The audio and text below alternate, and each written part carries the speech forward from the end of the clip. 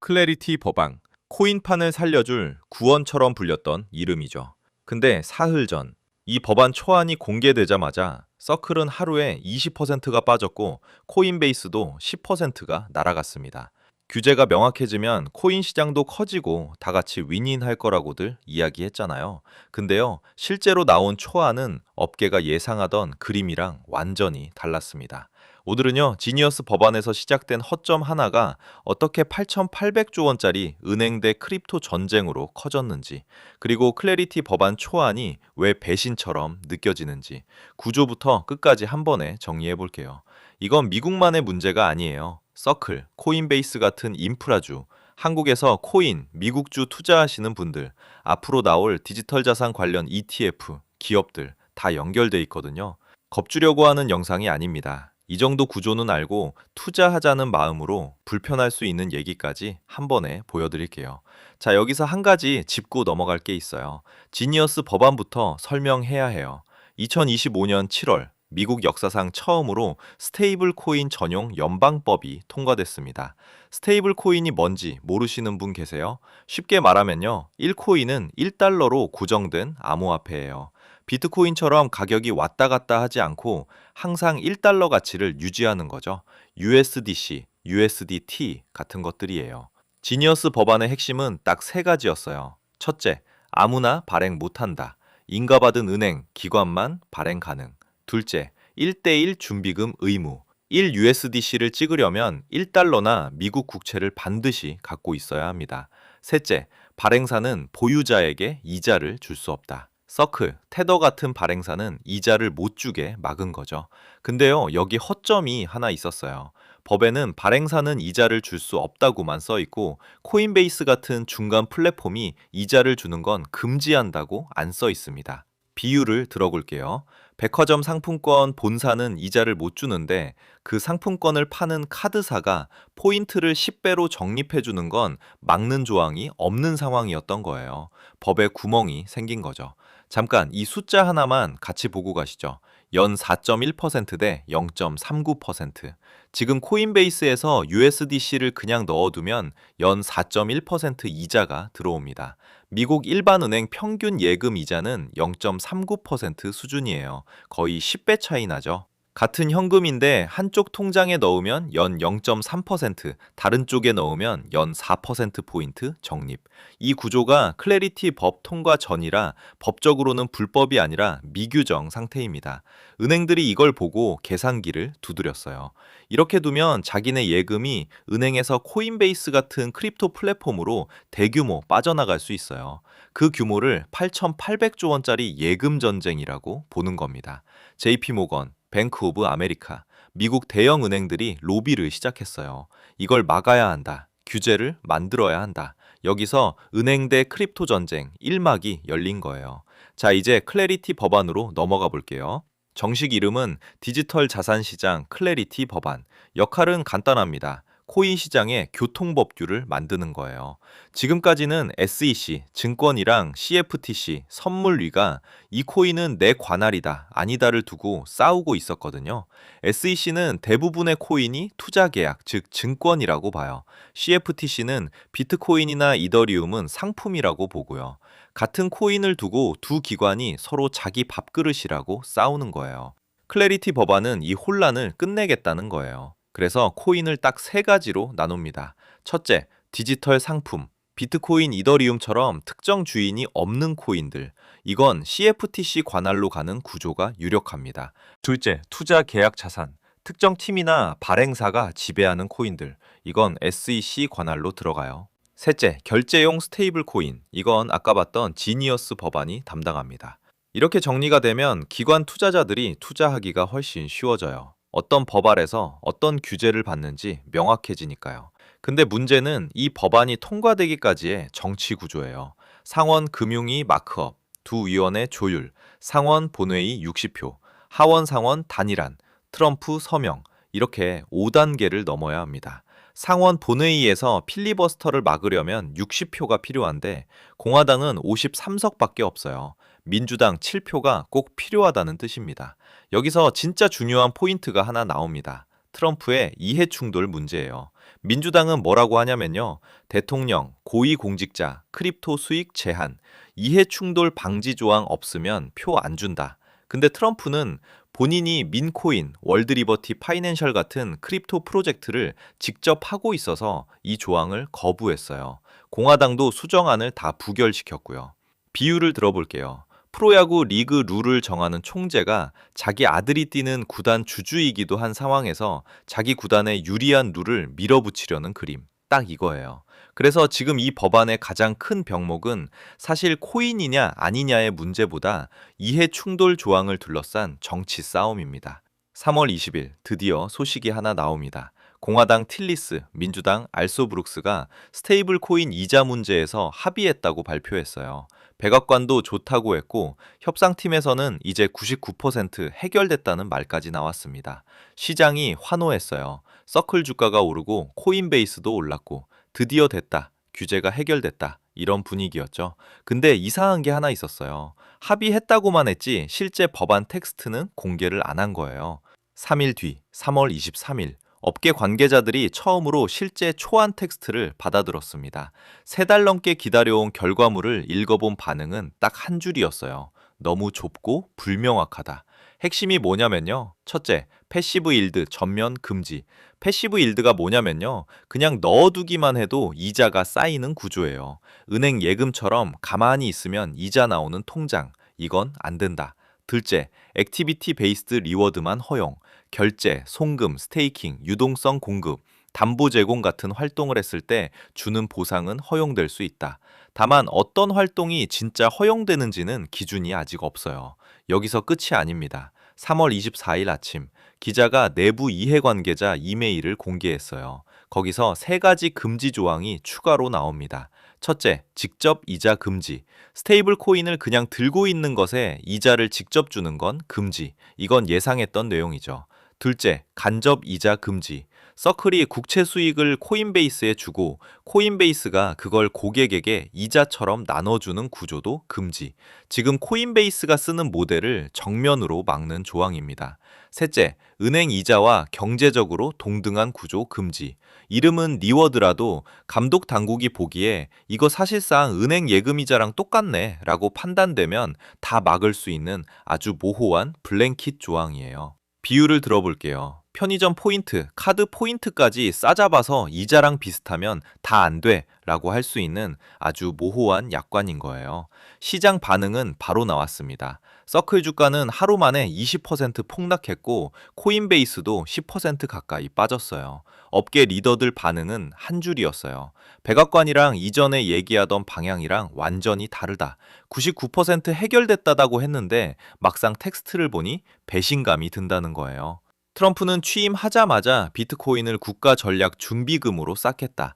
미국을 크립토 수도로 만들겠다고 얘기했습니다.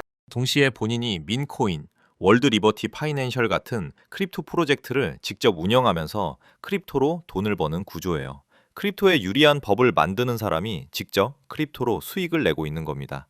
그러니까 민주당이 이렇게 나오는 거죠. 대통령이 크립토로 돈 벌면서 크립토에 유리한 법을 만들면 이거 이해충돌 아니냐? 고위공직자 크립토 수익 금지 조항을 넣자고 요구했고 트럼프와 공화당은 이걸 전부 거부하고 부결시켰어요.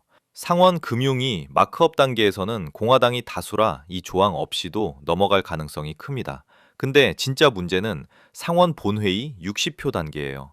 여기서는 민주당 7표가 필요하거든요. 민주당 입장은 단순합니다. 이해충돌 조항 없으면 표 없다. 결국 초반에 뺀 조항이 나중에 발목을 잡는 구조가 된 거예요. 시간도 문제입니다. 4월에 마크업, 5월에 상원 본회의까지 가야 2026년 안에 통과될 가능성이 살아있어요. 4월 말까지 마크업을 못하면 11월 중간선거 시즌에 들어가면서 올해 통과 확률은 급격히 떨어집니다. 실제로 폴리마켓에서는 트럼프 지지 직후 이 법안 통과 확률을 80% 넘게 봤다가 초안 공개, 논란 이후에는 60%에서 70%대로 내려앉았어요. 시계가 째깍째깍 돌아가고 있는 겁니다. 자, 여기서 한 가지 더 보셔야 할 게 있어요. 코인베이스 CEO 브라이언 암스트롱의 선택입니다. 1월에 비슷한 일이 있었어요. 마크업 전날 밤에 암스트롱이 트위터에 이 법안 구조에 문제가 많다면서 반대 선언을 올렸어요. 그 다음날 아침 마크업이 바로 취소됐습니다. 백악관은 코인베이스를 향해 러그풀했다는 표현까지 썼어요. 러그풀이 뭔지 모르시는 분 계세요? 코인판에서 개발팀이 갑자기 사라지면서 투자자를 버리는 걸 러그풀이라고 해요. 백악관이 코인베이스한테 너네가 협상 테이블 엎었다고 한 거예요. 지금은 어떠냐? 이번 초안에 대해서 완전 침묵입니다. 이유가 있어요.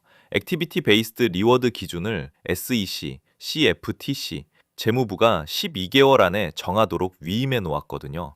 아직 존재하지도 않는 기준을 두고 지금 찬성, 반대 선언을 해버리면 협상 레버리지만 깎이는 구조예요. 게다가 코인베이스 매출의 약 20%가 스테이블 코인 수익입니다. 한 번 더 판을 엎으면 정치적으로도 치명타고 비즈니스적으로도 리스크가 커요. 그래서 시나리오는 크게 두 개예요. A. 암스트롱이 수용 시그널을 보내면 4월 마크업, 5월 상원 표결까지 밀고 나갈 수 있습니다.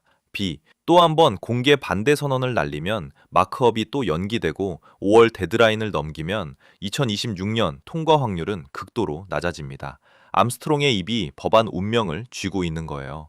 공화당 53석인데 필요한 건 60표입니다. 숫자만 보면 민주당 7표가 없으면 게임이 성립이 안 됩니다. 은행 대 크립토 전쟁처럼 보이지만 실제로는 이해충돌 조항을 둘러싼 정당 간 힘겨루기가 통과 여부를 좌우하고 있는 셈이에요. 민주당이 요구하는 건 간단합니다. 트럼프 크립토 수익 제한, 이걸 넣어라.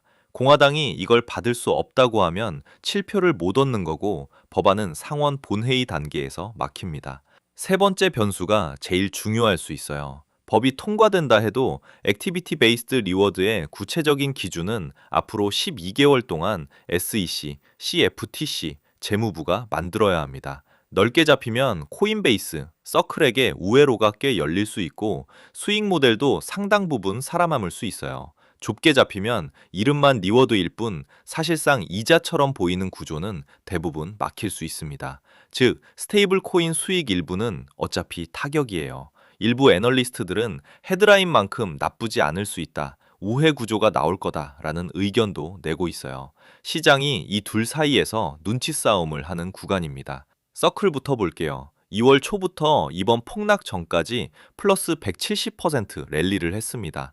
너무 많이 오른 상태에서 3월 24일 하루에 20% 급락이 나온 거예요. 이유는 두 가지가 겹쳤습니다. 하나, 스테이블 코인 이자 규제 초안 악재. 둘, 경쟁사 테더가 빅4 회계법인 감사를 받겠다고 선언하면서 서클의 우리는 투명하다는 차별점이 희석된 점.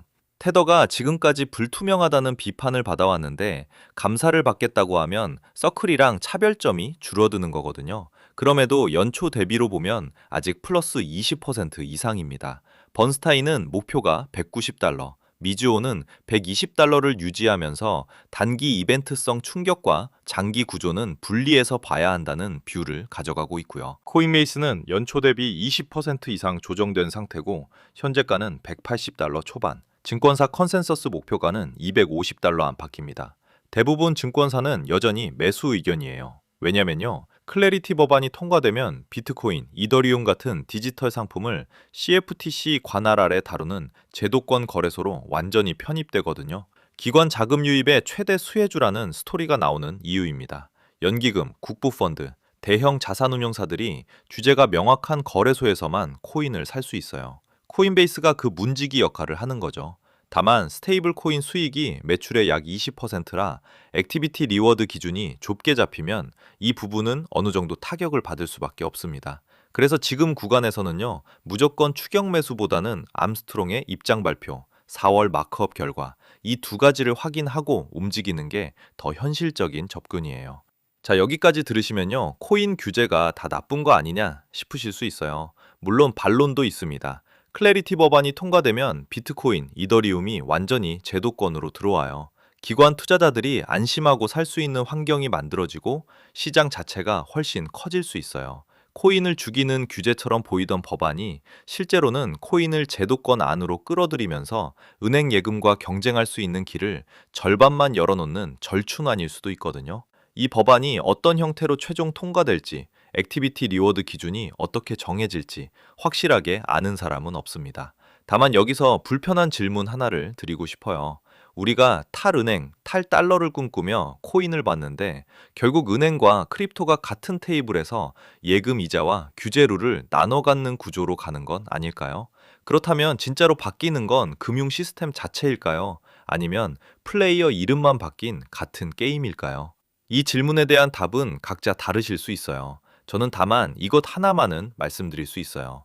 구조를 알고 투자하는 것과 헤드라인만 보고 투자하는 것의 차이는 위기가 왔을 때 극명하게 갈립니다. 오늘 내용 세 줄로 정리해 볼게요. 첫째, 지니어스 법안의 허점 하나가 코인베이스 USDC 4.1%대 은행 0.39%라는 8,800조 원짜리 예금 전쟁을 만들어냈습니다. 둘째, 클래리티 법안은 겉으로는 코인 규제처럼 보이지만 실제로는 은행과 크립토가 누가 디지털 달러 이자를 가져갈 거냐를 두고 판을 다시 짜는 교통법규입니다. 셋째, 패시브 일드는 막혔고 액티비티 베이스드 리워드는 기준 없이 열려 있어서 앞으로 1년 동안 어떤 룰이 나오느냐에 따라 서클, 코인베이스 같은 인프라 기업 수익 구조가 완전히 달라질 수 있다는 점입니다. 그렇다면 우리는 뭘 해야 하냐고요? 두 가지만 제안 드릴게요. 첫째, 클래리티 통과냐 아니냐 헤드라인만 보지 말고 이 법이 스테이블 코인, 거래소, 결제, 인프라 기업의 수익 구조를 어떻게 바꾸는지 먼저 보셨으면 좋겠습니다.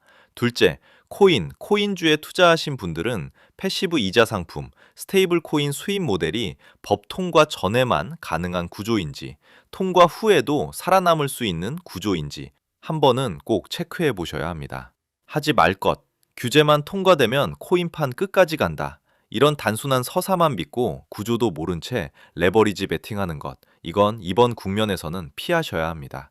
오늘 영상을 한 문장으로 정리하면 이겁니다. 코인 주제는 코인을 죽이는 게 아니라 누가 그 판의 주인이 될지를 정하는 싸움이다. 탈은행을 꿈꿨던 코인이 결국 은행과 같은 테이블에 앉아서 이자를 나눠 갖는 협상을 하고 있습니다. 이게 진보인지 타협인지는 각자 판단하셔야 해요. 다만 오늘 이 영상을 보신 여러분은 헤드라인 하나에 흔들려서 후회할 결정을 내리는 상황은 피하실 수 있게 됐습니다. 도움이 되셨다면 구독과 좋아요 부탁드립니다. 그리고 댓글로 이것만 남겨주세요. 여러분은 이번 클래리피 법안 초안 어떻게 보세요? 결국 은행이 이긴 판이라고 보시는지 아니면 그래도 코인이 제도권으로 들어오는 첫걸음이라고 보시는지 각자 생각을 댓글로 남겨주시면 다음 영상에서 서클, 코인베이스 말고 한국에서 우리가 직접 체크해야 할 종목, 섹터까지 같이 풀어보겠습니다. 다음 영상에서 또 만나요. 감사합니다.